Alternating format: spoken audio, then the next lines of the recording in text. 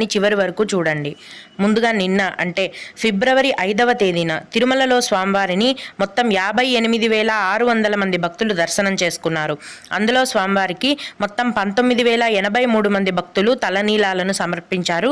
నిన్నటి రోజున తిరుమలలోని శ్రీవారి హుండీ యొక్క ఆదాయం అనేది 2,97,00,000 రూపాయలు. ఈ రోజు కూడా ఎటువంటి దర్శనం టికెట్లు లేకుండా నేరుగా భక్తులను ఫ్రీ దర్శనానికి అనుమతిస్తున్నారు. ఈ విధంగా టికెట్స్ లేకుండా నేరుగా వెళ్లే ఫ్రీ దర్శనానికి ప్రస్తుతం 8 నుంచి 10 గంటల సమయం అనేది పడుతోంది.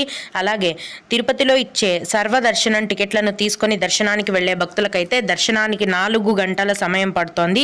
300 రూపాయల దర్శనం టికెట్లు కలిగి ఉన్న భక్తులకు మరియు 500 రూపాయల దర్శనం టికెట్లు కలిగి ఉన్న భక్తులకైతే దర్శనానికి 3 గంటల సమయం అనేది పడుతోంది.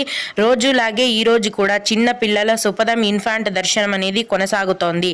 అలాగే విఐపి బ్రేక్ దర్శనం టికెట్లు కలిగి ఉన్న భక్తుల